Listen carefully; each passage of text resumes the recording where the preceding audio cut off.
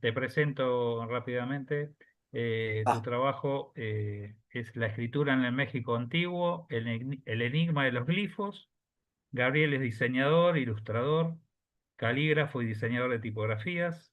Su inspiración está por todas partes, especialmente en la rica y diversa herencia gráfica de su país. Su trabajo combina técnicas tradicionales y digitales, desde el lápiz hasta el pixelado. Realizó proyectos para compañías globales como Warner Music, Google, Kellogg's, Pearson, Richmond, Macmillan, Santillana, Ciruela, Unilever, para Leo Burnett, J.W. Thompson, Lowe, Ogilvy Mather, Terán y otras agencias de publicidad, así como para instituciones mexicanas como el Instituto Nacional de Bellas Artes, Presidencia de la República, Fondo de Cultura Económica y clientes nacionales como Grupo Modelo, José Cuervo, Maseca, Jumex, el Palacio de Hierro, Telcel, Cervecería Cuauhtémoc Moctezuma y Librerías Gandhi. Su trabajo ha aparecido en revistas mundiales de diseño e ilustración como How, Communication Arts, Step, Etaps Graphics, Page, Novum, Desktop, Visual, Tupigrafía, TPG, la revista tipográfica, Diseña, Matiz y A Diseño. Da clases en las universidades mexicanas Anahuac Xalapa, Universidad de Celaya, así como en la Universidad de Vigo en Pontevedra, España. Ha impartido conferencias y talleres en muchas universidades, congresos y eventos de diseño de México, Estados Unidos, Canadá, España, Suecia, Brasil, Argentina y la mayoría de los países latinoamericanos. Ha recibido diversos premios, entre ellos 5 del Type Director Club de Nueva York, 2 de la Asociación Tipográfica Internacional, así como el primer premio de la Bienal Nacional de Diseño de México. En 2009, la editorial londinense Phaidon seleccionó su trabajo para el libro Área 2 entre 100 de los diseñadores emergentes más importantes del mundo actual.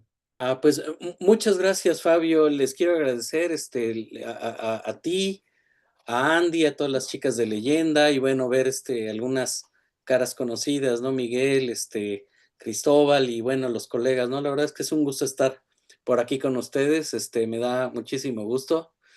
Un poquito nervioso también por pues la situación de platicar entre colegas. La verdad que muy admirable el trabajo de todos ustedes, ¿no? Lo que hemos visto en la sesión pasada y esto, pues trabajo padrísimo y bueno, organización muy bonita, muy impecable. Y bueno, en vista de que tenemos mucho material y que faltan más ponentes, pues empezaré rápido, trataré de darle prisa, no detenerme demasiado para que sea bastante ágil, ¿no? La presentación. Entonces, bueno, si me permite, voy a empezar a compartir la pantalla para ir exponiendo esto. Y bueno, vamos a echar a andar esta presentación, ¿no? Eh, lo que yo he visto en general, no sé si se esté escuchando bien porque veo un poquito congelada la imagen. Todo bien, sí se Se escucha escucha bien. perfecto. Todo bien, nada más déjenme ver porque como que algo pasa que tarda en aparecer la imagen. Creo que ya estamos ahí. Bueno, les comentaba que algo que yo he visto es que, y ese es el tema para mí más importante en este tipo de presentaciones, es que en general todo lo que hemos platicado, lo que hemos visto, está alrededor de la letra latina, ¿no? Que es de donde viene la tipografía que generalmente usamos, la tipografía que tenemos en dispositivos, en computadoras, en rótulos, en todo eso, ¿no? Y cuando tocamos el tema de los glifos y de la escritura en Mesoamérica, en particular en el México antiguo, pues nos vamos a un panorama muy diferente, ¿no? El panorama de las civilizaciones originarias, indígenas de aquí, de este suelo. Y la verdad, algo a mí me pasa, ¿no? Y es que entre más estudio estas civilizaciones y culturas y todo su sistema de signos, que es inmenso, entre más estudio estas civilizaciones indígenas, más alienígenas me parecen, ¿no? Lo digo como mexicano, que de algún modo estamos expuestos, ¿no? A todo esto, lo azteca, lo maya, lo tolteca desde niños. Sin embargo, es un temazo inmenso, muy grande, muy extenso, muy complejo. Entonces, de lo que voy a hablar aquí es realmente un paseo, un panorama muy superficial, necesariamente por el tiempo, y llevarlo de este universo tan diverso, tan en cierta forma extraño, un poquito al terreno de la tipografía actual, ¿no? Que es lo que yo en lo particular hago, mi profesión como diseñador y todo. Entonces he tratado yo de algún modo de traer algunas inspiraciones de estos mundos tan diferentes que era el del antiguo Anáhuac, del México antiguo, y pues generar estas encrucijadas, ¿no? Entre lo antiguo y lo moderno. Entonces, bueno, de entrada, algunas cosas muy generales, ¿no? El país que tenemos ahora se llama México. En realidad, en tiempos más antiguos se llamaba Mexico, no todo el país, sino el área central, básicamente donde estuvo el llamado Imperio Mexica, pero el nombre tradicional de esta tierra en náhuatl era Anáhuac. Entonces, y aquí la parte que es el Valle de México, donde está la Ciudad de México, que se llamaba Mexico, realmente es la que le dio el nombre al país. Entonces, es una situación parecida, digamos, a la de Roma, ¿no? Roma era una ciudad que fue creciendo y fue absorbiendo todo un territorio y acabó siendo un imperio enorme llamado Roma, ¿no? Algo así pasó con México y los mexicas, ¿no? De un pequeño islote en el Valle de México, en el lago de Texcoco, que los aztecas fundaron la ciudad de México Tenochtitlan, se creó una ciudad enorme y luego se expandió a un dominio muy grande, una especie de imperio.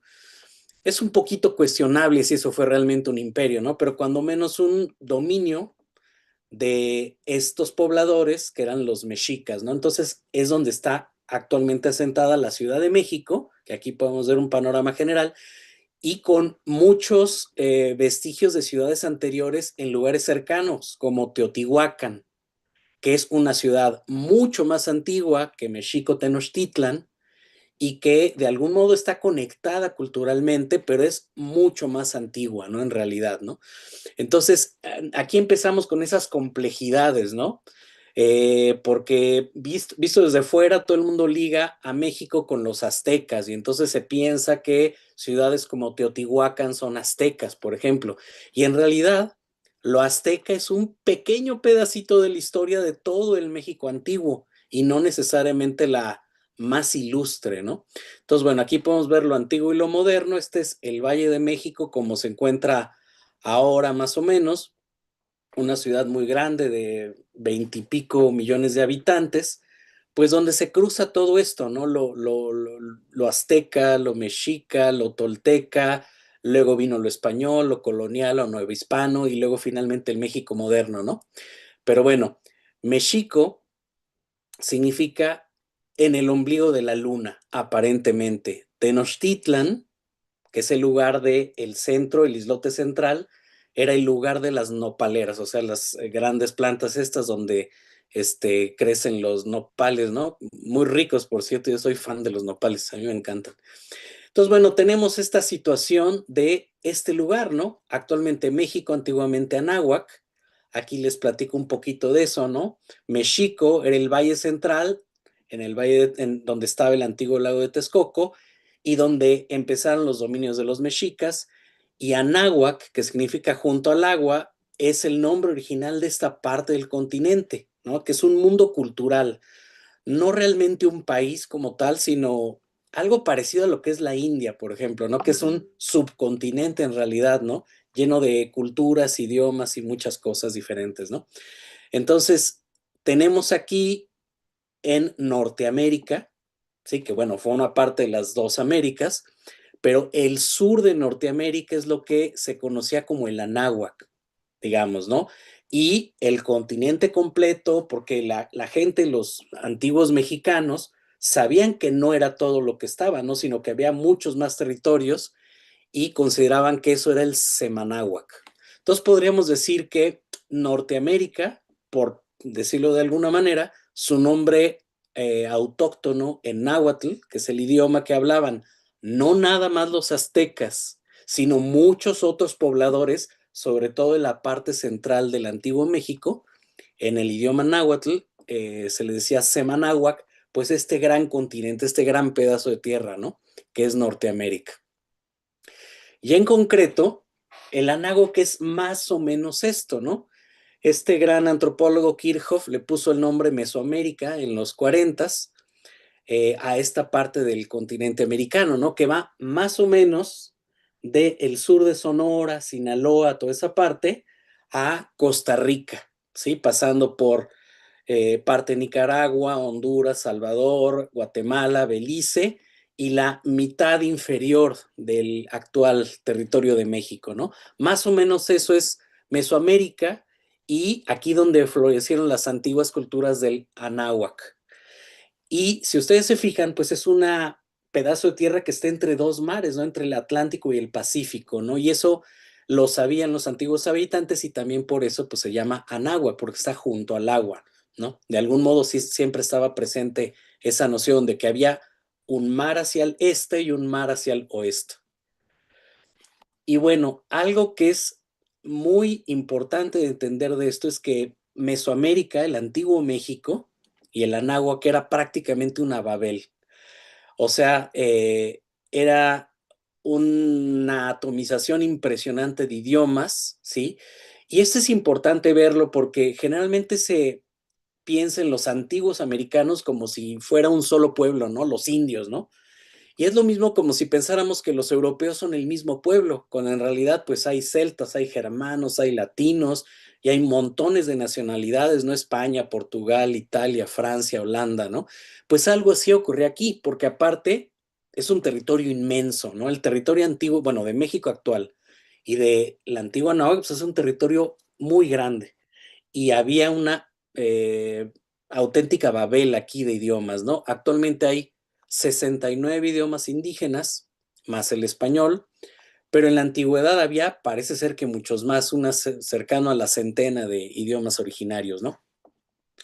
Lo más interesante e intrigante es que no se parecen entre sí. O sea, si hay familias, está una muy grande que es la Yutonagua o Yutoazteca, a la que pertenecen los aztecas, los mexicas y otros pueblos, pero está la gran familia maya, está la gran familia otomangue, que parece que es muy antigua. A esa familia pertenecen el zapoteco, el mixteco, el ñañú y muchos otros idiomas. Y hay muchos otros aislados, ¿no? El guave, el purépecha, que son idiomas que no tienen relación con el náhuatl ni con el maya, ¿no? Y yo estudié un poquito de náhuatl y un poquito de maya y no se parecen para nada. Son idiomas muy diferentes, tan diferentes como quizá en España es el eúskara, ¿no? Y con el español, el castellano, por ejemplo, ¿no? Son idiomas muy, muy diferentes en su fonética, en su gramática, etcétera, ¿no? Y eso hay que entenderlo y tomarlo en cuenta, ¿no? Sin embargo, sí parece ser que hay un elemento común en ciertas partes de Mesoamérica y es el náhuatl, ¿no? Que es realmente pues el idioma no nada más de los aztecas, sino de toda la parte central de México, ¿no? De entrada de los toltecas. Entonces, viendo todo este panorama tan complejo, que no me puedo detener mucho, vemos ese tipo de cosas, ¿no? Estos resquicios, estos reliquias que quedaron del pasado. Y aquí yo preguntaría, ¿cuál es el más antiguo, no? Vemos el famoso calendario azteca, que se ve todo desgastado y así como de piedra antiguo y demás, y vemos una máscara olmeca. Y en realidad, si lo vemos realmente como es, el calendario azteca ni siquiera es de la antigüedad, es del siglo XVI.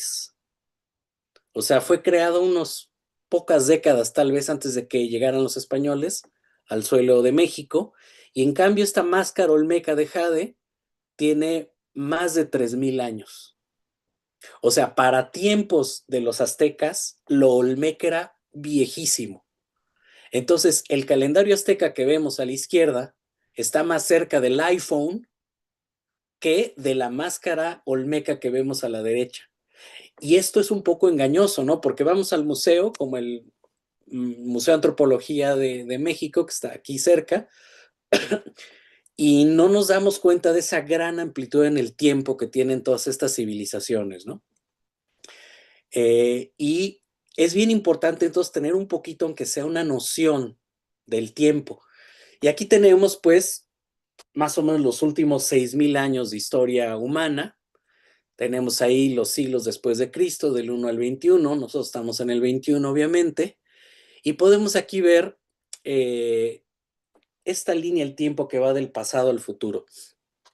Tenemos la parte de Mesoamérica y la parte del viejo mundo, ¿no? Que aquí estoy limitándolo a Europa y Asia, pero bueno, también estaría África, Oceanía, en fin, ¿no? Pero haciendo una comparación muy rápida entre las civilizaciones del México antiguo, de Mesoamérica, y las civilizaciones del viejo mundo en cuanto al tiempo, podemos ver esto, ¿no?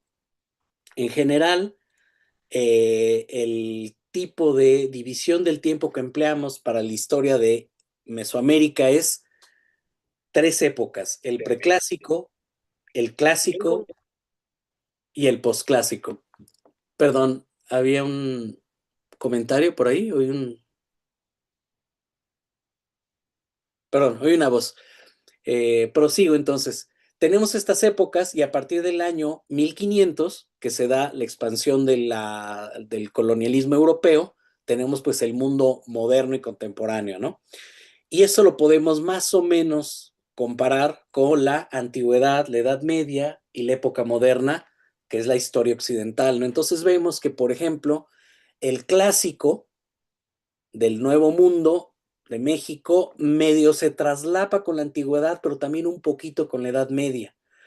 Vemos que la parte final de la Edad Media europea es bastante contemporánea con el posclásico. Entonces, muchas de estas civilizaciones, que voy a platicar un poquito de ellas, en realidad abarcan un periodo muy, muy grande, ¿no? Entonces, podemos ver aquí algunas de ellas, ¿no? ¿No? Pensando en la parte del viejo mundo, pues tenemos las muy antiguas como Sumeria, Acadia, Babilonia, Egipto, todas ellas, ¿no? Tenemos la Grecia clásica, que es mucho más para acá, Roma, Bizancio, que es realmente medieval, y bueno, las civilizaciones del lejano oriente, India, China, Japón, por ahí está Persia, la Persia antigua, en fin, ¿no? Ahí puse un comparativo, por ejemplo, de la civilización o el país que es Estados Unidos, que abarca poquito más de 2 siglos, ¿no? Comparado a todo lo que tenemos antes. Y bueno, en Mesoamérica tenemos ahí, fíjense, a los olmecas, que son muy antiguos y abarcaron un periodo muy grande. Está Teotihuacán, que también es bastante antiguo, más o menos contemporáneo de Roma. Tenemos a los zapotecos, que son contemporáneos de Grecia, de Roma. Tenemos a los mayas, que arrancan un poquito antes de Cristo y abarcan como 15 siglos, más o menos, ¿no? Mixtecos, toltecas, huastecas, y vemos cómo los aztecas, que tenemos este mito de que lo mexicano es azteca, es un pedacititito, ya pegado realmente a finales del siglo XIV, el siglo XV, y un pedacito del XVI, que es cuando viene Cortés y viene la colonización de México, ¿no? La conquista de México. Luego tenemos el periodo de la Nueva España, 300 años de virreinato, y el México moderno, ¿no? Es como para dar una idea muy general, sin detenernos mucho, ¿no? Porque pues son temas muy amplios, ¿no? Eh, Podemos ver también aquí algunos hitos culturales que vemos, ¿no? Por ejemplo, las muy famosas cabezas olmecas, que por ahí hay investigadores que dicen, ¿no? Que son cabezas africanas. La verdad yo no lo veo que sea así para nada. Y basta pararse en Villahermosa, en Tabasco, para ver a la gente y compararlo a las cabezas olmecas, y se ve que está ahí, ¿no? No hay que atribuir cosas a África ni nada, ¿no? Teotihuacán, por ejemplo, las pirámides muy grandes tienen alrededor de 2000 años, 1800, 1900 años. Y en cambio el calendario azteca es hacia 1500. Como podemos ver, son piezas muy diferentes, ¿no? Allí hay unos comparativos también con el Partenón de Grecia, con las pirámides de Egipto, con, no sé, la Catedral de Notre Dame en París. Y podemos ver estos comparativos que para mí son importantes para darnos una idea del tiempo, ¿no? Entonces, cuando se habla de las pirámides de los mayas y de los aztecas, en realidad vemos que no hay realmente una comparación real con las de Egipto, ¿no? Las de Egipto son mucho más antiguas y son realmente pirámides. Las de Mesoamérica, pues son templos escalonados, ¿no? Son plataformas con un templo arriba que tiene una forma vagamente piramidal, pero en realidad no es lo más exacto llamarlos pirámides, por ejemplo, ¿no? Teocalis se llamaban, Teocali acá en náhuatl, ¿no? Entonces, bueno, esta es una idea de más o menos en dónde estamos, ¿no? Ahorita estamos nosotros aquí a principios del siglo XXI, entonces podemos ver que pues son largos periodos de historia, realmente muy, muy amplios. Vemos, ¿no? Aquí veo gente, seguramente los que nos acompañan en YouTube, habrá algunos estudiantes, gente en sus 20, pues tiene ese pedacito de vida, y si lo comparamos, bueno, a todo lo que nos antecede, bueno, pues es una cantidad de tiempo brutal, ¿no? Entonces, ¿esto a dónde llevará en un futuro? Bueno, habrá que verlo, pero es un hecho que estamos recuperando muchas cosas de este pasado ancestral, que es muy enigmático, que es muy misterioso en realidad, ¿no? Entonces, vamos a ver un poquito de todos estos signos, todas estas visiones, todas estas iconografías de esas civilizaciones, ¿no? Porque en realidad son muy misteriosas. En realidad no es que conozcamos tanto, ¿no? Primero porque no tenemos demasiada documentación, porque gran parte de ella fue destruida. Entonces, gran parte de lo que sabemos del México antiguo es una gran incógnita. Eso de entrada hay que verlo, ¿no? Como mexicano, me es mucho más fácil enterarme de la historia de Roma o de Grecia que de la historia de lo que pasó aquí mismo en la Ciudad de México, ¿no? Sobre todo en tiempos anteriores a los aztecas, ¿sí? O sea, en realidad tenemos cierta documentación ligada a lo que anotaron los frailes españoles en el siglo XVI, ¿sí? Más o menos inmediato, por eso tenemos bastante documentación de los aztecas, pero en realidad no sabemos demasiado de lo que pasó antes del siglo XIV, nada más hablando del Valle de México, ¿no? Que es donde estoy yo ahorita, aquí en la Ciudad de México, ¿no? Entonces, bueno, todo empieza, esta larga historia, hasta donde sabemos, con los olmecas. Y esto empezó hace unos 3.600, 3.500 años, por ahí del 1.500 antes de Cristo, donde vienen estas figuras, ¿no? Entonces son tremendamente antiguas, son más antiguas que Grecia, son más antiguas que Persia, son más antiguas que muchas de las civilizaciones de Occidente, y sin embargo ya están muy desarrollados, ¿no? Ya había aparentemente incluso una escritura, ¿no? Aquí las empezamos a ver en glifos que están ahí presentes y que en realidad no sabemos bien lo que significan. Esos glifos que están abajo son de ciertos dioses, entonces está el dios 1, el dios 2, el dios 3. No tenemos idea, por ejemplo, de qué idioma hablaban los olmecas, no sabemos a qué etnia pertenecían, hay muchísimas conjeturas, pero lo que tenemos pues son estas piedras maravillosas y algunos centros ceremoniales en la parte de Veracruz y Tabasco, que es donde parece que surgió la escritura por primera vez en el Nuevo Mundo. Pero bueno, pues son cosas, la verdad, muy impresionantes, ¿no? Entre yo más veo lo olmeca, más me impresiona, ¿no? Porque no tiene esas características que nos haría pensar que son tan antiguas. Algunas cosas incluso tienen cierta similitud con lo chino, por ejemplo, ¿no? Con esas grandes bronces de la dinastía Shang y la dinastía Zhou en China. También cosas de jade, por ejemplo. Y algunas piezas que realmente se ven hasta modernistas o minimalistas, ¿no?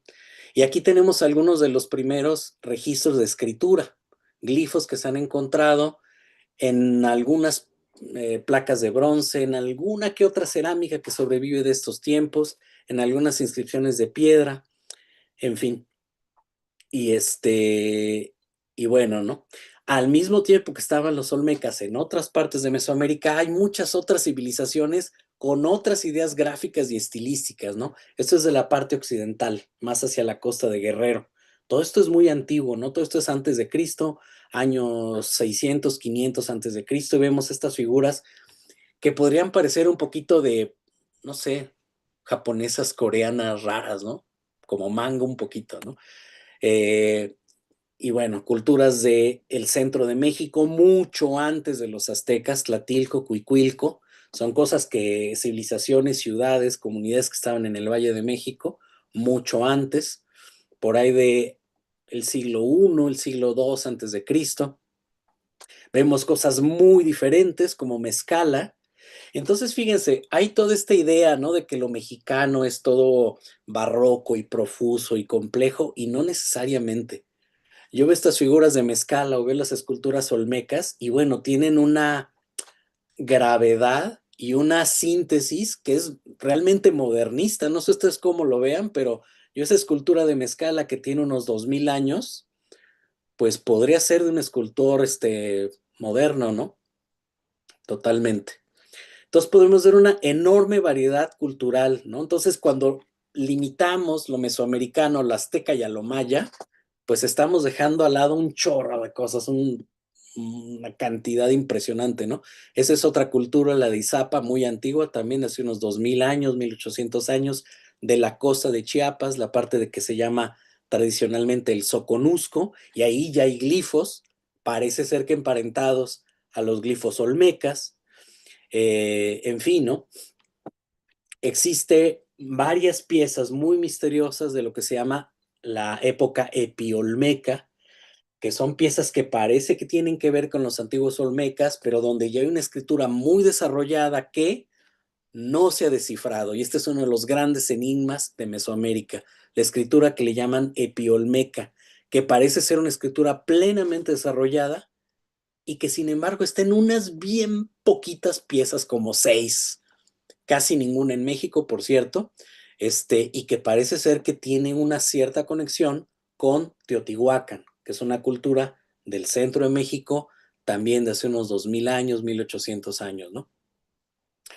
Por otro lado, en Oaxaca están los zapotecas, en el valle, los valles centrales de Oaxaca, que también ya para esta época, antes de Cristo, tenían ya una escritura más o menos desarrollada, ¿no? Que tampoco se ha descifrado completamente. Ahí hay glifos ya bastante codificados, bastante avanzados. Algunos sí se sabe qué significan.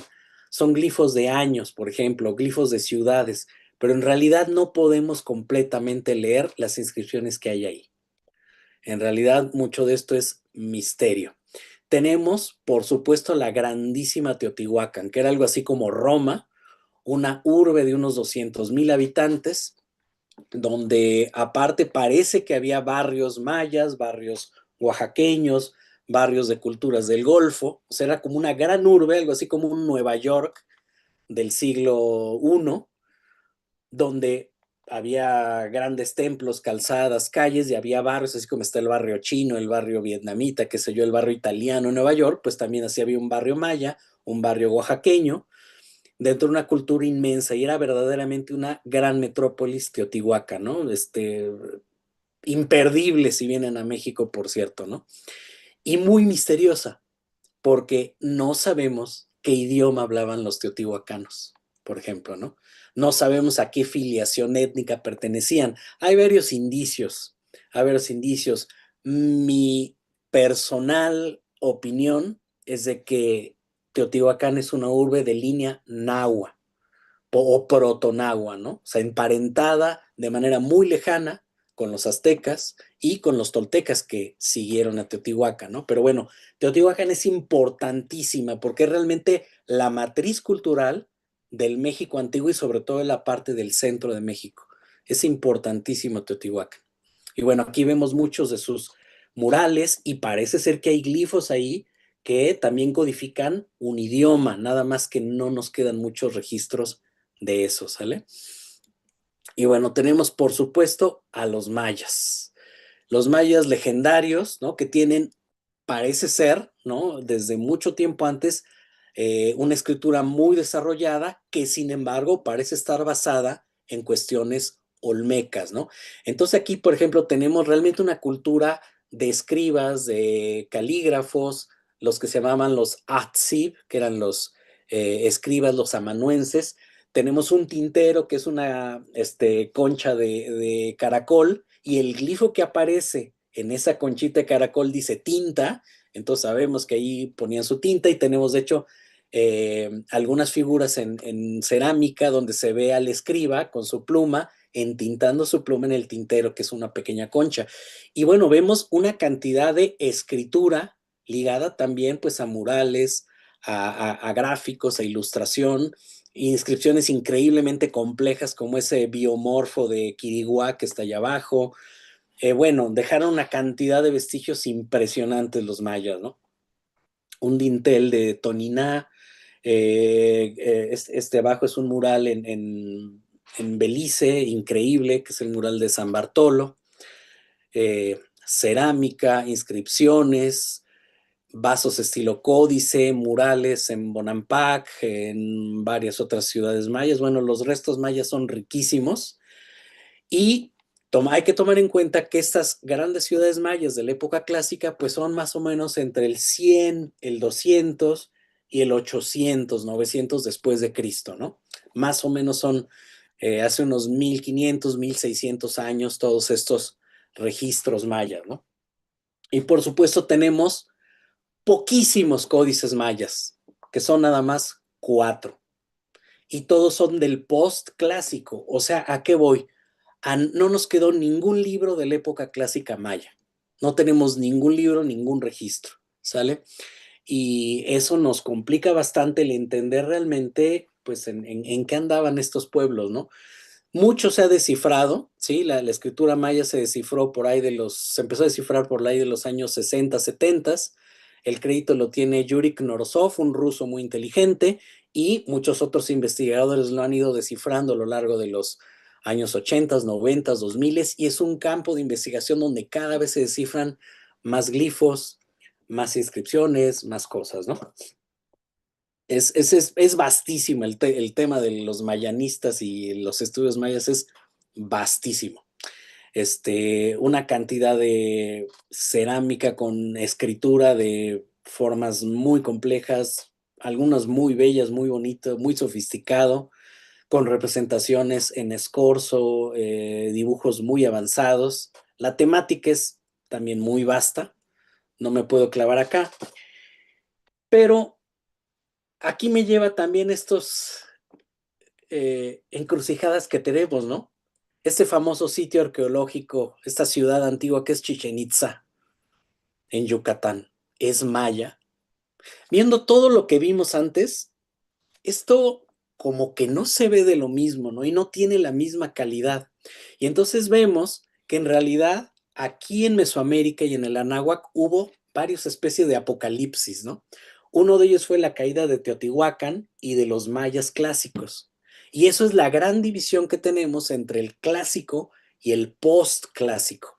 Estos mayas que vemos de Chichén Itzá no son los mismos mayas de Palenque, de Toniná, de Tikal, esa gran ciudad en Guatemala. Estos mayas de Chichén Itzá son mayas postclásicos, que a lo mejor ya no dominaban los glifos tan bien, que ya tenían influencias de las culturas del México central y que su gráfica ya no es la gráfica maya del periodo clásico, ¿no? Del periodo más antiguo. De hecho, no hablaban la misma lengua. Entonces, fíjense, son ese tipo de cosas, ¿no?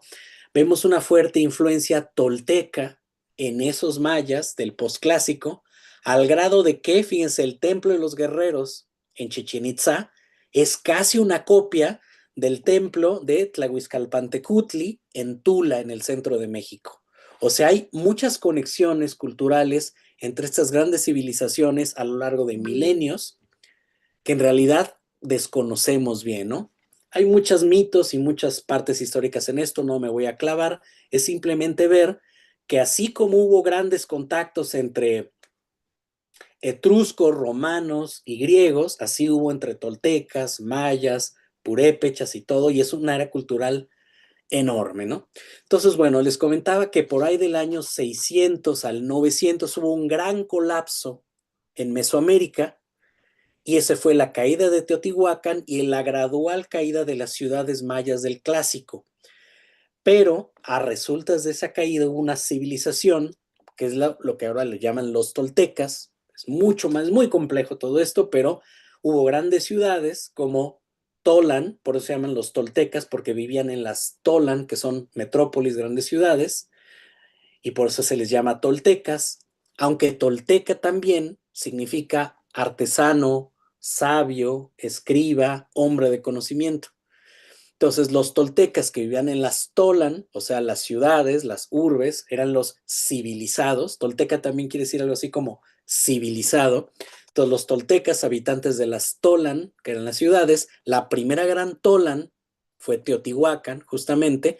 Después de la caída de Teotihuacán, se fundaron otras tolan, Tolan Xicocotitlan, que es la tula del estado de Hidalgo, Tolan Xochicalco, Tolan Xololan en Puebla. Y toda esa civilización, digamos, que inicia el postclásico, que ya es una época mucho más de conflicto, está centrada en esa parte, ¿no? Y estamos hablando de los siglos 8, 9, 10, 11, 12, ¿no? Y vemos cómo uno de los íconos de los toltecas, que es el famoso Chacmol, que es esta escultura en esta posición, aparece, fíjense, tanto en las ruinas de Tula, que está aquí al norte de la Ciudad de México, como en Chichén Itzá, como en el Templo Mayor de los Aztecas en México, ¿no? En México Tenochtitlan. Entonces, una figura, ¿no? Por ahí hasta está un Mickey Mouse, ¿no? Con forma de Chacmol, ¿no? Entonces, son esas cosas misteriosas, conexiones interesantes, ¿no? Porque parece ser que mucha de esta cultura, pues en realidad fue forjada en Teotihuacán y de ahí se expandió a las civilizaciones que vinieron después en el postclásico. Bueno, en los valles de Oaxaca, después de los zapotecas, llegaron los mixtecos, que tienen pues una gráfica increíble, ¿no? Y que también fundían metales, en fin, ¿no? Tienen cosas increíbles, entre ellos algunos de los códices más hermosos que hay. Los códices mixtecos que sobrevivieron son una chulada absoluta, son maravillosos, ¿no? Muy complejos. Ahí pongo algunas de las gráficos, pero pues también hay cerámica, hay montones de cosas. Están también los totonacas de la costa de Veracruz, nada más por mencionarlo rápido, los huastecos de la parte del norte de Veracruz, Tamaulipas, San Luis Potosí, de la cultura más al norte de Mesoamérica. No me voy a meter mucho porque es complejo. Y finalmente llegamos a los aztecas o mexicas. Entonces, los aztecas llegaron, invadieron el Valle de México, donde ya había una gran civilización de base náhuatl. Eso es algo que hay que entender. Entonces, el náhuatl no es el idioma de los aztecas, es el idioma que se hablaba en el Valle de México y muchas otras zonas y que los aztecas adoptaron. Entonces, digamos que los aztecas parece ser que se nahuatlizaron en realidad, ¿no? Es como si llegaron unos invasores a Roma y aprendieran a hablar latín, por ponerlo de algún modo, ¿no? Tal vez no es exactamente así. Entonces, crearon una gran ciudad, hicieron un imperio terriblemente sanguinario, hay que decirlo, basado en el sacrificio humano y en ofrendas y en guerras sagradas. Y bueno, nos dejaron también un legado impresionante, ¿no? La verdad es que son cosas impresionantes, muy fuertes, ¿no? Una cultura de guerra muy fuerte que es con la que se enfrentaron cuando llegaron los españoles ya en el siglo XVI, ¿no? Todo esto son pues vestigios de la gran Tenochtitlan, de la antigua Ciudad de México, ¿no? Y bueno, ¿no? Parece ser que una ciudad impresionante de cerca de 200,000 habitantes en medio de un lago. Debe haber sido una visión impresionante, ¿no? Que podemos ver ahí en las cartas de relación de Cortés y en muchos otros escritos de los conquistadores. Bueno, cómo les impresionó México Tenochtitlan. Y bueno, aquí hay, por supuesto, algunos códices creados en tiempos finales de la época azteca y también códices coloniales hechos más o menos en la primera mitad del siglo XVI, algunos a instancias de frailes españoles. Y bueno, ¿no? Pero también hay que decir que hubo grandes destrucciones y esa es una de las razones por la que no tenemos mucha documentación de todo esto y de la escritura, ¿no? Hay narraciones, por ejemplo, que los españoles quemaron la gran biblioteca de Texcoco, que era una de las más grandes que había, y por ahí se dice que ardió durante 6 días la biblioteca de Texcoco, una de las más grandes donde había cientos y cientos de libros y códices. También, por ejemplo, en 1560, Fray Diego de Landa, en Yucatán, hizo una gran quema de códices mayas. Probablemente ya había grandes documentos de la época clásica de los mayas. También ardieron, ¿no? Dicen que era tan grande el montón de códices que quemó que tenía una altura de 16 varas de alto. Estamos hablando como un edificio de 4 pisos, una montaña de códices que lo quemó Fray Diego de Landa. Eso fue en 1561. Y hay otras destrucciones tremendas, ¿no? Entonces sí hay que decirlo, porque los españoles realmente nos privaron a los mexicanos de conocer una enorme parte de nuestro registro cultural. Mucho cambiaría nuestra noción de lo que pasó en México si tuviéramos acceso a toda esa documentación que se quemó en los mediados del siglo XVI y tiempos después, porque no nada más se quemaron en ese momento, sino se prohibió la posesión de cualquier códice, cualquier registro anterior, se les prohibió practicar su religión, sus creencias. Y andando el tiempo, los Borbones prohibieron incluso que se hablara en los idiomas originales, ¿no? Entonces sí tenemos una destrucción muy completa de la cultura de la náhuatl, eso hay que decirlo, ¿no? Y esta cultura del náhuatl pues se fusionó de algún modo con la cultura europea, la cultura occidental, y tenemos a lo largo del siglo XVI, XVII, en la época colonial, ese tipo de cosas, ¿no? Catecismos, misales, herramientas para la evangelización de los indígenas. Tenemos que también se transcribieron muchos idiomas como el náhuatl, el purépecha, el otomí o ñañú, varias idiomas mayas se tradujeron a la escritura latina, se transcribieron y se desarrollaron gramáticas y ortografías también para escribirlos.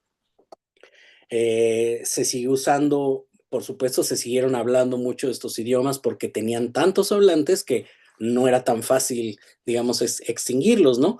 A pesar de que parece que cuando menos el 75% de la población del México antiguo desapareció a mediados del siglo XVI, ¿no? Entonces hubo una mortandad inmensa. Pero bueno, a lo largo de los siglos XVII y XVIII se creó esta cultura colonial, se expandió, por supuesto, el uso del español, el uso de la letra latina, vino la imprenta en 1539, muy temprana, para ser del Nuevo Mundo, la fundó Juan Pablos, y bueno, seguramente Cristóbal y otros diseñadores de letra mexicanos tienen muchísima información de eso.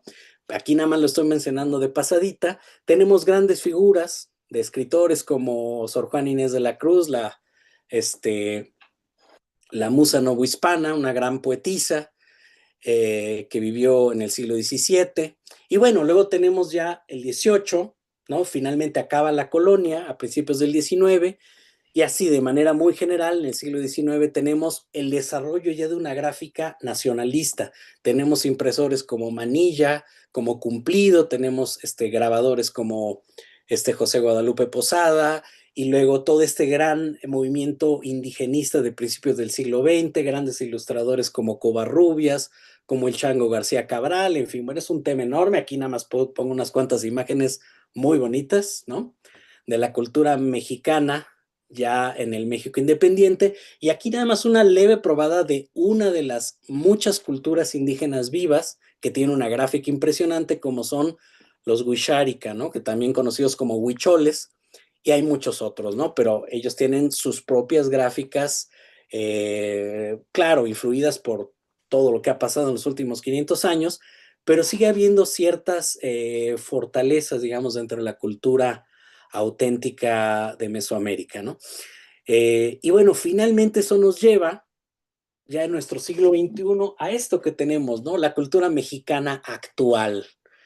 Tenemos lettering, tenemos montones de letreros y cosas padrísimas en la Ciudad de México y muchas otras ciudades. Tenemos un gran uso de la letra gótica, que es algo bien curioso, un fenómeno muy, muy curioso de la cultura mexicana.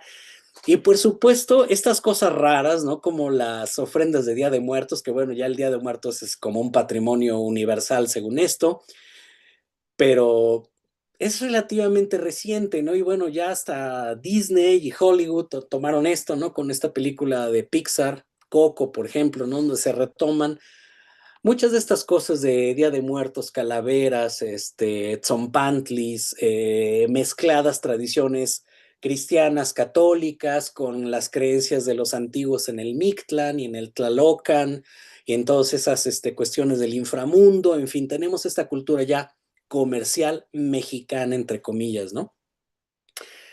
Que es la que muchos mexicanos piensan que es la cultura mexicana, ¿no? Y sí, sí la es en cierta forma, pero es la cultura de los últimos 50 años, 40, 50 años, pero en realidad, pues hay un México profundo que va muchísimo más atrás, ¿no? Muchísimo más atrás.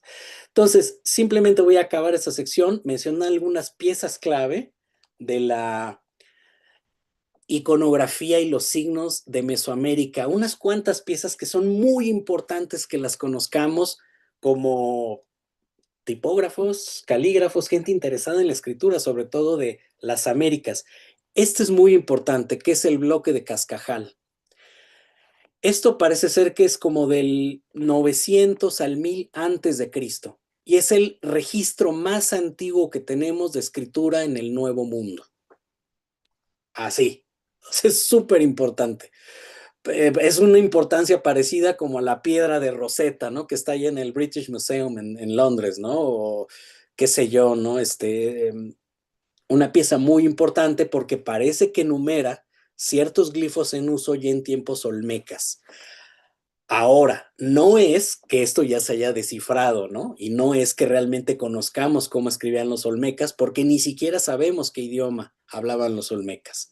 Lo que sí sabemos es que tenían escritura y que la codificaron de algún modo y que parece ser que esta piedra es una codificación muy temprana de estos sistemas de escritura. Pero es una pieza muy, muy importante, ¿no? Los que lo descubrieron en el pueblito donde está, y en el estado de Veracruz, en el sur, no permitieron que saliera del pueblo, entonces está en el pueblo resguardada por los que la descubrieron, ¿no? Vemos otra pieza importantísima, que es la famosísima estela de la Mojarra. Esta es muy importante por esta razón. Ahí hay una fecha, en un tipo de sistema de fechas y de numeración muy avanzado, que se pensaba que era maya, pero esta fecha que viene es anterior a cualquier fecha maya. Es más o menos del siglo I después de Cristo. Y ahí hay 400 glifos, una inscripción larguísima de más de 400 glifos, totalmente desconocidos. Están en una escritura que no se conoce y parece que es una escritura muy desarrollada. Por ahí les mostré del epiolmeca. Esta máscara teotihuacana es este mismo tipo de escritura y parece ser que solo hay como 5 piezas donde aparece esta escritura y es uno de los grandes enigmas del México antiguo. No sabemos qué dice ahí, en qué idioma está, ni qué sistema de escritura es, pero parece ser fonética. O sea, no son glifos logográficos, ideográficos, figuritas, dibujos, sino parece ser una escritura que codifica un idioma hablado realmente, ¿sale? Esta pieza está en el Museo de Jalapa y bueno, es una de las más misteriosas de Mesoamérica. La descubrieron en 1986, o sea, hace relativamente poco, ¿no? Esta es una de las grandes obras maestras de la letra, caligrafía, inscripciones de todos los tiempos del Nuevo Mundo y de los mayas, que es el tablero de los 96 glifos de Palenque.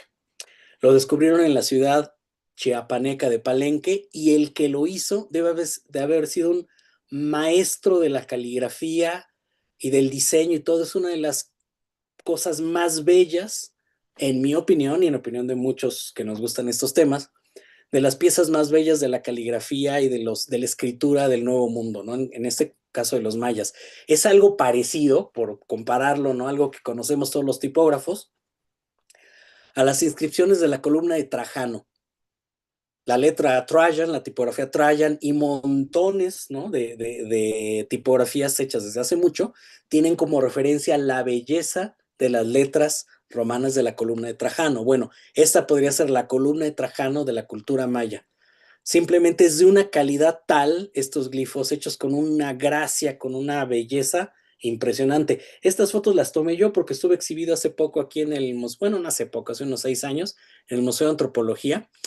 Y bueno, es de que se te cae la baba, ¿no? Desafortunadamente está rota, pero está bastante íntegra. Está fechada más o menos por ahí del siglo VII, ¿sale? O sea, tiene unos 1500, 1400 y pelos de años, ¿no?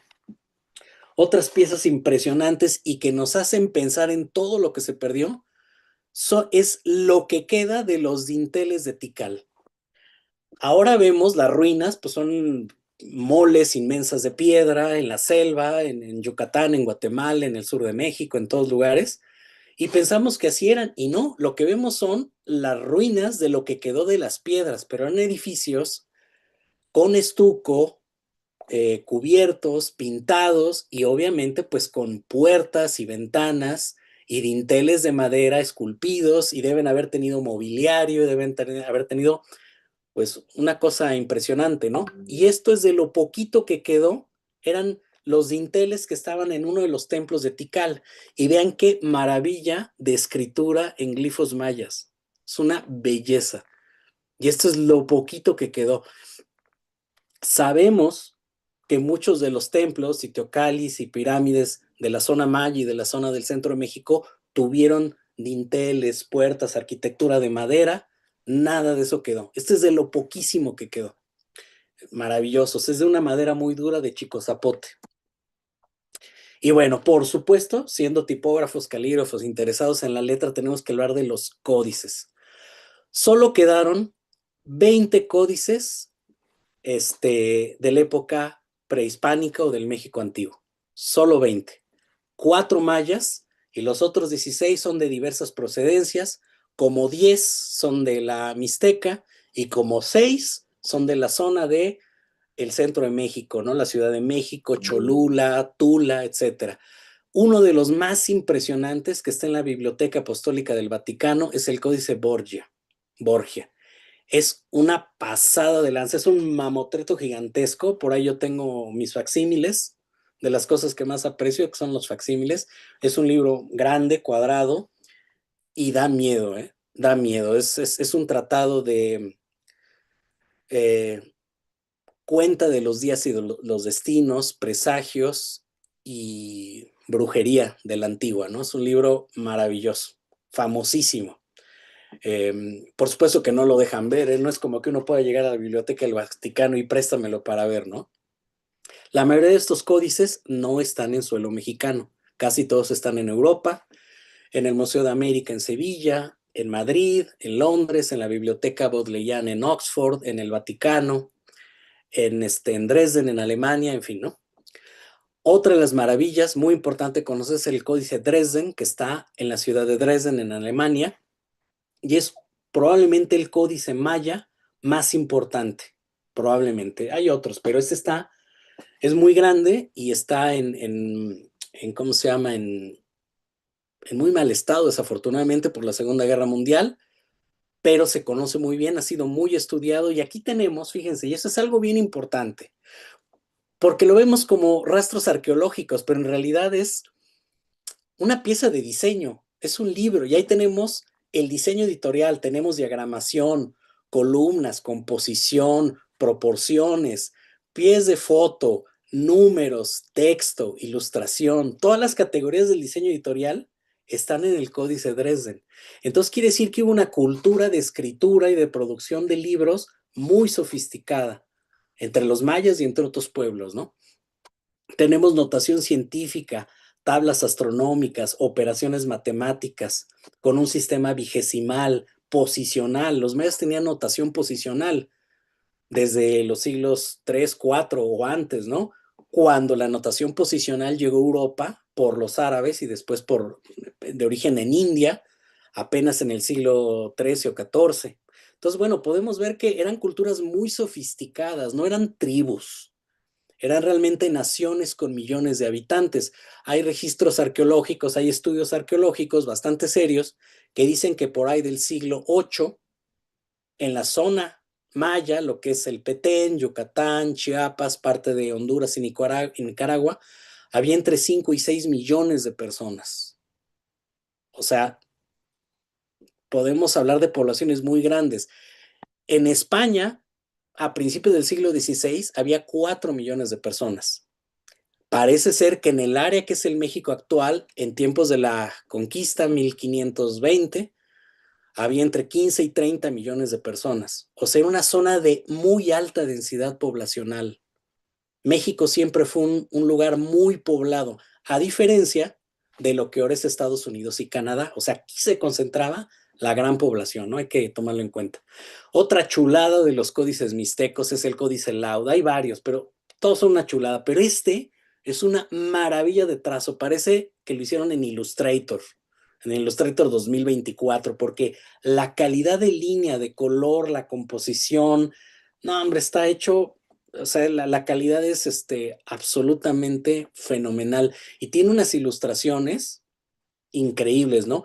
Tomar en cuenta que cada uno de esos pequeños signitos que vemos ahí como logotipos, pues son escritura, ¿no? Días, meses, dioses, cuentas, ceremonias, montón de información que no comprendemos completamente, ¿no? Hay que decirlo, ¿no? Comprendemos parte de esta información, pero mucha no la entendemos, ¿no? Ya para acabar esta parte, hablemos un poquito de los glifos mayas, ¿no? Que tenemos de esto del enigma de los glifos. Eran glifos complejos, algunos eran logográficos, como aquí tenemos este de Balam, que significa jaguar, pero también algunos eran fonéticos. Y había una mezcla entre lo fonético y lo logográfico, aunque ya para tiempos finales la escritura era principalmente fonética.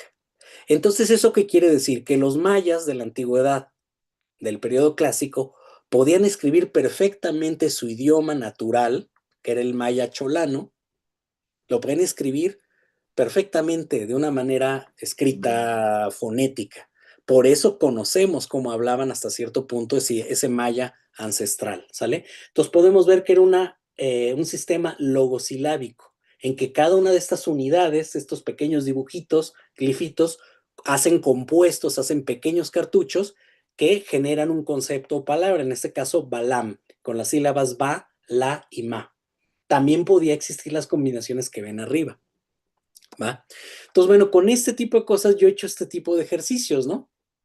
El enigma de los glifos. ¿Qué dice ahí? Veo 4 glifos. Alguna inscripción maya que habla de dioses, que habla de cosas, antigüedad, etcétera. Y pues no. Es un texto del siglo XVII en español de Sor Juana Inés de la Cruz, uno de sus poemas más famosos, que es El Primero Sueño. Entonces, el texto de Sor Juana dice así, ¿no? Piramidal, funesta de la tierra, nacida sombra al cielo encaminaba, de vanos obeliscos punta altiva, escalar pretendiendo las estrellas, ¿no? Bueno, un poema muy bello, es padrísimo. Y aquí son las primeras palabras, ¿no? Escritas como los escribiría un escriba maya, ¿no? Piramidal, funesta, de la tierra, nacida. ¿Eso qué quiere decir? Que este sistema de sílabas pensado para el maya, podría bien adaptarse al español o a muchos otros idiomas modernos. Entonces, así como podemos escribir el tzetzal, el tzotzil, el yucateco, el chontal, el chol, idiomas mayas, con alfabeto latino, podemos escribir el español, el portugués, el euskera, el valenciano, el catalán, con caracteres mayas. También podría ser al revés, ¿no? O por qué no el inglés, ¿no? También, o el francés, ¿no? En alguna de esas cosas, ¿no? Obviamente con adaptaciones, ¿sale? Porque hay sonidos del maya que no se comparten con el español, en fin, ¿no? Y de hecho, por ejemplo, el maya fonéticamente es muy diferente del náhuatl, ¿sí? Por hablar de los dos idiomas de la antigüedad quizá más extendidos, ¿no? En Mesoamérica. En fin, vamos a pasar a ver algo de proyectos, ¿no? Porque todo esto es un mundo inmenso, complejísimo, pero de algún modo he tratado yo de aterrizarlo en mi trabajo. Entonces, de entrada, aquí les muestro una de mis tipografías que es mexica, pensada para escribir el náhuatl, ¿no? El idioma de los mexicas, de los aztecas, pero también de los tlaxcaltecas, de los cholultecas, de los nahuas del sur de Veracruz, de mucha gente de la comunidad nahuablante de México, que es inmensa, ¿no? Hay como 2 millones de hablantes de náhuatl, de diversas variantes de náhuatl. Y bueno, aquí están algunos de los bocetos. A mí me gusta mucho trabajar a mano. La verdad, a mí me gusta acabar mucho la fuente, los diseños de un alfabeto a mano y luego ya pasar a la computadora, ¿no? Vemos aquí algunas aplicaciones. Y bueno, esta no tiene esa inspiración mesoamericana, simplemente las muestro, son otras fuentes que he diseñado. de muchos otros estilos, ¿no? Este es un sans serif geométrico.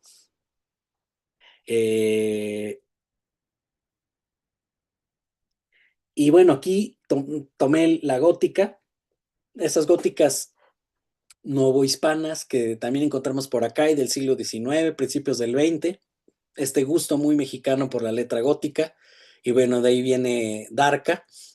Me voy rapidito, esta es otra, más modernista, íntegra.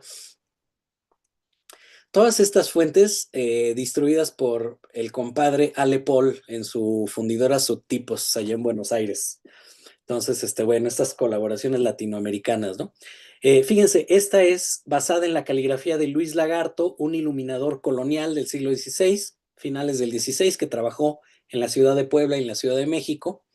Un proyecto para Gonzalo García Barcha, que una persona que también diseñó algunas fuentes y que le interesa mucho toda esta parte de la imprenta antigua y todo. Y aquí están parte de los bocetos de la fuente, y bueno, la fuente ya terminada en 3 variantes, ¿no? La romana, la itálica y small caps, que están presentes en los manuscritos de Lagarto. Entonces, bueno, esto es parte de esa herencia mexicana novohispana, ¿no? En realidad no del México antiguo, sino de la parte colonial, ¿no? Que es muy rica y que, bueno, diseñadores y investigadores como Marina Garone, como Cristóbal aquí presente, y bueno, nos pueden hablar mucho más de eso, ¿no?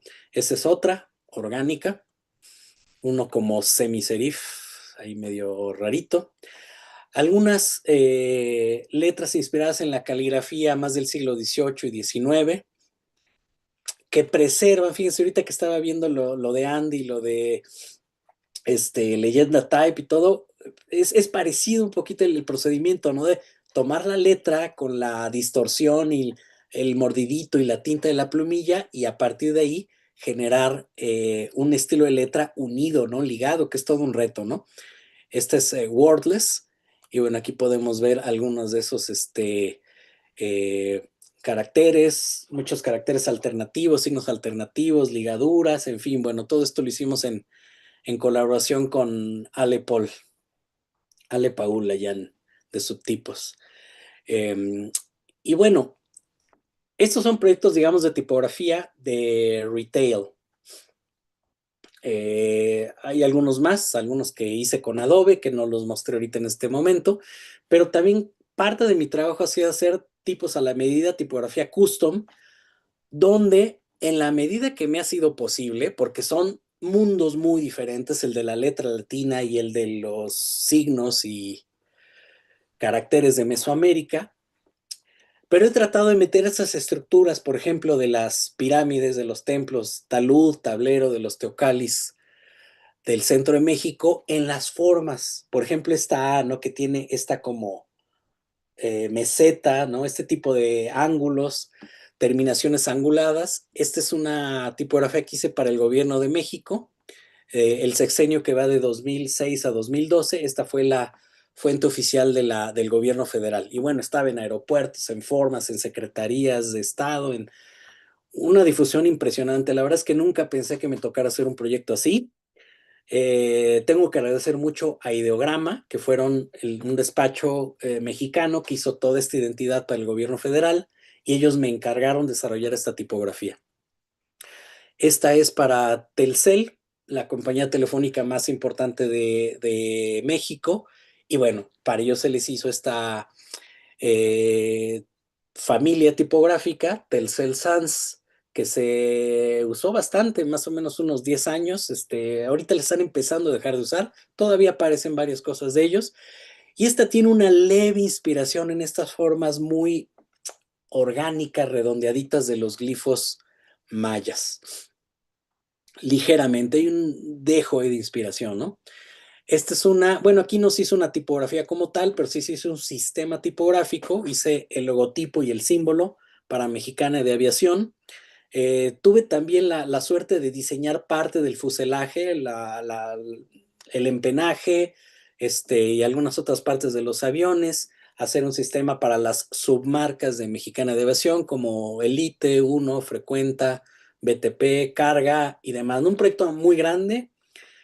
Muy interesante, no me puedo clavar mucho en esto para no tardarme mucho. Estos son parte de los bocetos que llevaron a esa marca tipográfica y al signo, obviamente basado en el águila, que el águila es muy importante porque digamos que era el animal preferido de los aztecas, ¿no? Y de los mexicas, ¿no? Por eso está en el escudo nacional de México, porque en teoría, bueno, según la leyenda azteca, llegaron al islote donde había un águila, ¿no? Y por eso el águila es tan importante en la iconografía mexicana y está en el escudo nacional.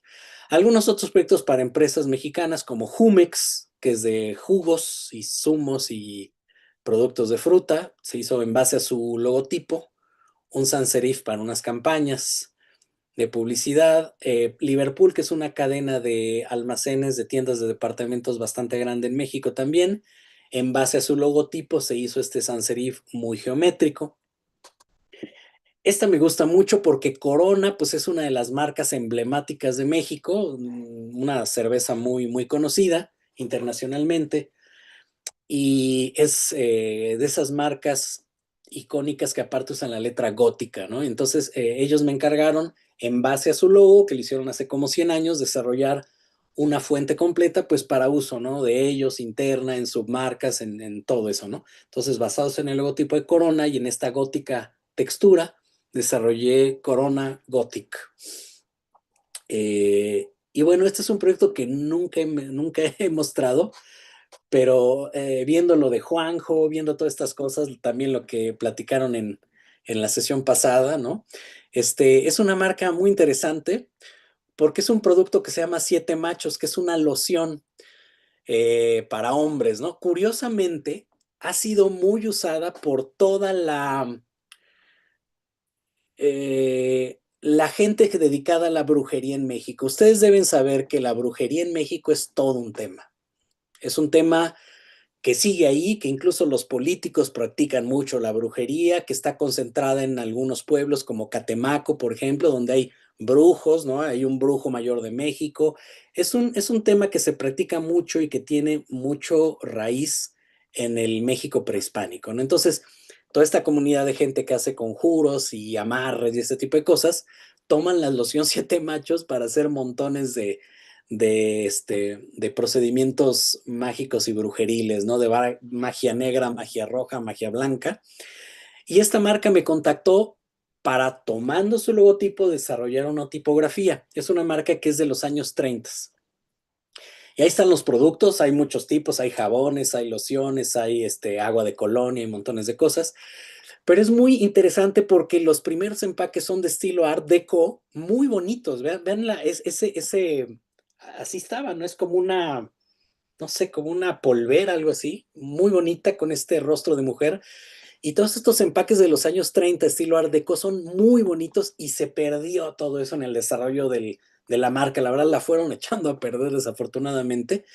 Entonces, bueno, quisieron que retomáramos la letra original y de ahí se desarrollara una fuente entera para irla usando, ¿no? Y este es el alfabeto que desarrollé para ellos. Lo hice hace algunos años y ahorita sigo trabajando en esto, desarrollando más pesos para esta marca. Pero bueno, es un proyecto muy bonito porque aparte es una letra ligada, pero con este sabor de los años 30, Art Deco, en fin, ¿no? Y aparte, ¿no? Con estos, para este tipo de productos tan especiales, ¿no? Ahí vemos ya algunas pruebas de texto. En fin. Un producto muy emblemático de México, ¿no? Para quienes estén por acá. En el mercado de Sonora y en los mercaditos de pueblo se vende muchísimo, ¿no? Y bueno, este es otro proyecto que es más que diseño de tipografía, es de marca tipográfica. Es un tequila muy conocido en México que es el Centenario Azul, que hace poquito, un par de años, hicieron un rediseño de su marca. Y bueno, me tocó a mí hacer la tipografía y vemos el boceto a lápiz, la marca tipográfica final y cómo se aplicó pues ya en la botella. Entonces, bueno, parte de mi trabajo pues de tipógrafo, diseñador de tipografía, no es nada más trabajar fuentes como tal, sino hacer marcas, hacer logotipos, hacer algo de branding. Y bueno, es un trabajo muy bonito por un lado, ¿no? Y por otro lado, bueno, la cultura de México da para tanto. Está el tequila, el siglo XIX, Posada, lo colonial, lo azteca, lo maya, es inmenso, ¿no? Entonces, inspiración, pues hay para aventar para arriba, ¿no? Y aquí pasamos a proyectos de caligrafía, de ilustración, proyectos que son con letra o con signos o con iconografía, pero que no necesariamente tienen que ver con tipografía, fuentes, ¿no? Digitales, ¿no? Este es un ambigrama para conmemorar el 15 de septiembre, que es la Fiesta Nacional de México. Si lo voltean, lo pueden leer al revés y al derecho, de cabeza o de frente. Viva México, ¿no? Algunos carteles para eventos de Día de Muertos, con caligrafía. Caligrafía hecho también para celebraciones mexicanas. Aquí tenemos esta frase en náhuatl: Mashik Sholi en México, viva México, en náhuatl. Y bueno, proyectos varios personales que me encargan, algunos míos, frases, piezas de caligrafía, en fin, ¿no? Donde me ha gustado mucho usar los diferentes estilos caligráficos para contrastar español con náhuatl, inglés con español, inglés con náhuatl, y bueno, usar los estilos de caligrafía como un distintivo entre idiomas, ¿no? Entonces, por ejemplo, tengo es una pequeña postal que hice en Navidad, ¿no? Y viene en latino, Félix Díez Nativitatis, y en náhuatl, ¿no? Cualitlacatilizilhuitl, Feliz Navidad, en náhuatl. Una intervención yo le llamo calivera a esta pieza porque es una calavera caligráfica. Es para un evento en Querétaro que se llamaba Skull Parade, ¿no? Que eran cráneos grandes decorados, ¿no? Intervenidos por artistas. Un diseño de un pin de Quetzalcóatl. Quetzalcóatl no es un dios azteca, es un ícono de la cultura mesoamericana que viene desde tiempos de Teotihuacán, o sea, muy, muy antiguo. Y que es la famosísima serpiente emplumada, serpiente preciosa, ¿no? Aparte de eso, hubo varios personajes, es todo un tema, que se tomaron también ese nombre de esta deidad, entidad sobrenatural, Quetzalcóatl, y se hicieron llamar Quetzalcóatl, pero bueno, eran caudillos o hombres o líderes, ¿no? Todo un tema, pero bueno, aquí tomé la gráfica teotihuacana como inspiración. También he hecho portadas de libros, como ese que hablaba del famoso 2012, que según eso se iba a acabar el mundo. Hay una estela muy importante que se encontraron en Tabasco, perdón, que es la estela de Tortuguero, y ahí, según esto, venía la profecía maya. Cuando me encargaron esta portada del libro, el editor Grijalvo, le dije, ¿saben qué? Sí lo voy a hacer. Yo no soy muy... Miren, es que en esto de lo maya, lo azteca y Tulum y Chichen Itza y todo eso, han salido muchos personajes. Aquí yo a veces le llaman los Tuluminati, ¿no? Porque están en Tulum. Y toman lo prehispánico, lo del México antiguo como pretexto de montones de cosas, ¿no? Que muchas veces son charlatanerías o buenos deseos de la New Age, pero en realidad hay muy poco conocimiento verdadero en esto, ¿no? Entonces yo les dije, si voy a hacer una portada de esto, que a lo mejor el contenido no necesariamente es estrictamente maya, sino es mucha invención de mayanistas o lo que sea, sí voy a tomar una referencia real, que es los glifos verdaderos de la estela de Tortuguero. Y con eso hice la portada, hice la ilustración y apareció así impreso, ¿no? Esta es una revista de Guadalajara con temas de música electrónica. Yo aquí tomé la gráfica Olmeca. Este es un libro ilustrado que hablaba de la Reina Roja, una tumba que encontraron en Palenque con la sepultura de una reina del siglo VI y VII. Y bueno, en bases a máscara y todo, hice esta serie de ilustraciones donde los glifos y todos sí están siguiendo la gráfica maya, ¿no? Por ejemplo, los glifos que ya aparecen ahí hablan de la ciudad de Palenque, que en realidad se llamaba Lacamja. Entonces es el glifo de Lacamja. Realmente son los glifos emblema de esa ciudad. Este es un mural que hice para las oficinas de Google en la Ciudad de México, que hablaba pues de toda la comunicación, los tiempos prehispánicos, coloniales y la modernidad en la Ciudad de México. Bueno, es un mural inmenso de 14 metros de largo, en una sola tinta, en un solo color, y bueno, pues tuve que hacerlo ya a mano, ¿no? Fue un trabajal, y bueno, está ahí en las oficinas de Google. Un trabajo muy bonito, la verdad, y bueno, vagamente ahí entre el gráfico están algunos símbolos de Google Play y Google Maps y cosas así, ¿no? Bueno, esta es una ilustración bastante polémica porque este ícono religioso católico de México, que es la Virgen de Guadalupe, tiene origen en el mismo lugar de culto a una diosa o entidad sobrenatural que era Tonantzin, que significa nuestra madre. O sea, muy equivalente a Nuestra Señora, ¿no? Como se le llama a la Virgen en muchas iglesias católicas. Entonces dije, bueno, si los españoles pudieron tomar a Tonantzin y volverla la Virgen María de Guadalupe, pues yo puedo tomar a Guadalupe y regresarla a ser Tonantzin. Entonces tomé la imagen de Guadalupe con atributos de la figura nahua, ¿no? Entonces, bueno, es la misma Virgen, pero tiene un atuendo de Macehual, que era pues el hombre campesino del pueblo raso mexica, con su mashtlatl, que es pues como taparrabo, calzón de manta, y bueno, montones de otros atributos que no me voy a meter aquí a definirlos porque me llevaré mucho tiempo. Y bueno, este es Tonantzin. Aquí es parte del dibujo previo que hice. No sé, lo que he visto es que en México ha sido polémico, ¿no? A la mitad de México le fascina y a la otra mitad de México, sobre todo que es más católica dominante, no le gusta, ¿no? Es un tema muy polémico. Pero bueno, es un proyecto muy bonito que es de los 4 Tezcatlipocas. No me voy a detener bien en todo el tema de estas deidades. Son deidades muy antiguas, no aztecas, sino nahuas, ¿no? Que no es lo mismo. Pero bueno, son los 4 Tezcatlipocas que son Xipetotec, Necoxiautl, Quetzalcóatl y Huitzilopochtli. Y con eso hice unos diseños para una marca de ropa canadiense de un amigo mío que los distribuye. Y la idea era tomar estos iconos de la cultura nahua y pues meterlos como pretexto, ¿no? A ropa, a gorras, y eso. Desarrollé un tipo de letra que aquí lo pueden ver, ¿no? Y que dice, ¿no? Necoxiautl, Yayauqui, Tezcatlipoca, ¿no? En náhuatl. Y la dirección, porque uno es del norte, otro es del sur, otro es del este y otro es del oeste. Y bueno, aquí son los 4 gráficos de los 4 Tezcatlipocas con su diseño de letra especial basado en los glifos. Y aquí vemos ya la aplicación en algunas camisetas, t-shirts, ¿no?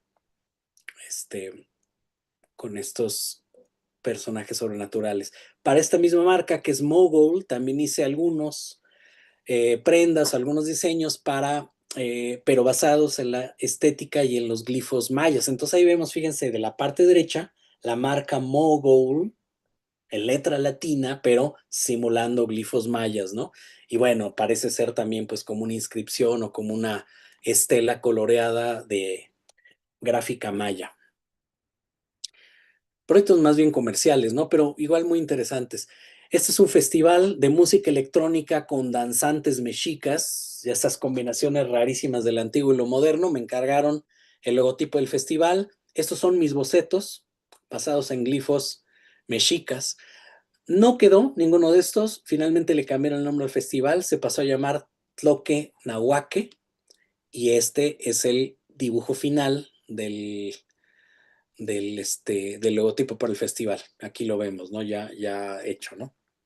Y bueno, se desarrolló también pues una marca tipográfica que venga al caso con esto. Y bueno, a mí me encanta investigar todo eso, me encanta la caligrafía. Yo digo, bueno, si tenemos estos instrumentos de caligrafía como la plumilla, ¿qué pasa si yo hago glifos mayas con plumilla, ¿no? Así como se usaba la plumilla para la caligrafía inglesa, y resulta que se prestan mucho porque hay un contraste muy interesante entre la forma del glifo y los rasgos interiores del glifo que se hacen con una línea más delgadita. Entonces, se ve muy bien, a mí me gustó mucho, ¿no? Obviamente estoy mucho por hacer, este es simplemente pues un experimento con los glifos de los meses y de los días. Tenían este calendario de 18 meses de 20 días cada uno. Complejo el tema, no me voy a meter mucho. Y bueno, ilustraciones personales que yo he hecho con estos temas y estos diseños de letras y tal, ¿no? Este fue un arte para un naipe, de una cosa que se llama, ay, se me fue, ¿cómo se llama? Playing Arts, que es un mazo de baraja francesa, pero invitan a 52 ilustradores para ilustrarlo, ¿no? Y a mí me tocó el 2 de corazones, o sea, Omeyolo, en náhuatl, 2 corazones, y hice este gráfico que se puede voltear de cualquier lado. Ahí vemos abajo el desarrollo del alfabeto que apliqué también en los 4 Tezcatlipocas y en este arte, ¿no? Ahí en el muslo de la chica y del cuate que está ahí, están usados estos glifos. Y bueno, ese es uno de los proyectos más bonitos que me ha tocado hacer, que es Ignimei Minyaoyo, La Guerra de los Hermanos, que es un libro ilustrado con el mito azteca del nacimiento de Huitzilopochtli, que era el dios tutelar de los aztecas, de Tenochtitlan. Y bueno, aquí pues sí es una historia de esta historia muy sanguinaria de la lucha entre Huitzilopochtli y su hermana Coyolxauhqui, defendiendo a su madre Coatlicue y los 400 surianos, que eran sus 400 hermanos, ¿no? Entonces, bueno, es toda una historia.